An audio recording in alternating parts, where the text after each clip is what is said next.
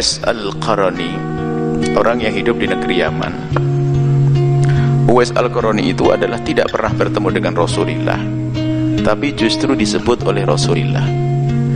Hidup pada zaman Rasulullah, tapi nggak sempat ketemu Rasulullah. Hidupnya di Yaman, hidup dengan ibundanya.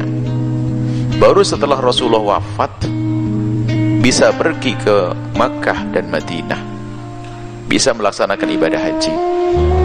Akan tapi di situ sahabat Nabi pernah mendengar Rasulullah menyanjung orang yang namanya Uwais, termasuk Khalifah Umar bin Khattab dan yang lainnya. Di dalamnya ada Sayyidina Imam Ali bin Abi Thalib. Nabi menitip salam untuk Uwais.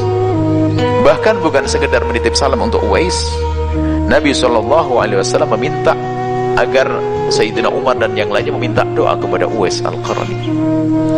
Kalau sudah orang-orang disebut seperti itu, tentu penasaran, siapakah gerangan si Uwais?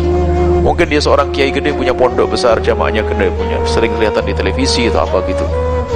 Ya ada.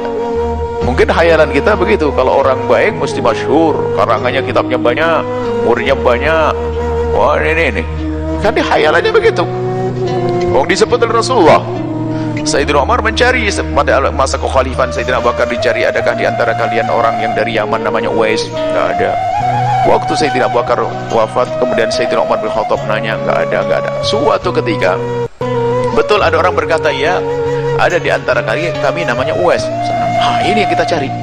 Khayalannya apa? Imamah gede, diikuti oleh murid banyak begitu, karena Nabi menyanjungnya.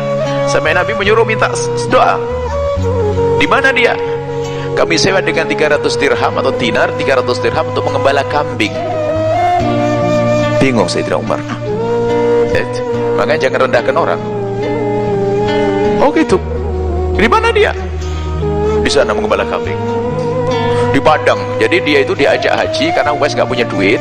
Maka kamu boleh ikut haji bersama rombongan kami ya Uwais. Cuman kerjamu apa? Miara kambing. Orang dulu tuh nggak ada duit, nggak ada catering di Mekah tuh nggak ada. Jadi bawa kambing ke sendiri, celbeleh itu. Jadi bawa unta, bawa kambing di perjalanan itu sambil makan nanti. Sambil dikasih cari makan, kambingnya dimakan. Dan setelah itu dicari oleh Sayyidina Umar bin Khattab sama Sayyidina Ali, dicari, ketemu orang jombang-jambing. Bukan ulama, bukan ini penggembala kambing. Akhirnya dekati, apakah benar kau yang namanya Uwais? Ya, aku namanya Uwais. Lalu Uwais bertanya, siapa kau? Aku adalah Umar bin Khattab, khalifah. Sama-sama kaget. Ini khalifah, bang datangi dia. Ada apa? Nabi titip salam untukmu. Nabi titip salam. Waalaikumsalam. Apakah benar Nabi titip salam untukku? Iya. Bahkan bukan sekedar menitipkan salam, tapi aku harus minta doa kepadamu. Uwais bukan orang sombong, ya tak doain terus. Uwais mengatakan, kayak orang biasa, orang awam. Akhirnya Sayyidina Umar sama Sayyidina Ali penasaran, kamu itu siapa sih sebenarnya? Kok sampai Nabi titip salam dan aku harus minta doa kepadamu? Ini penasaran.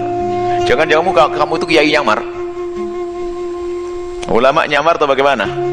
Nah, baik, akhirnya ditanya-tanya, saya tidak punya amalan apa-apa. Lalu kamu siapa? Kamu pernah ketemu Nabi Muhammad? Tidak pernah. Loh, kenapa kamu tidak ketemu Nabi? Baru dia menitikkan air mata.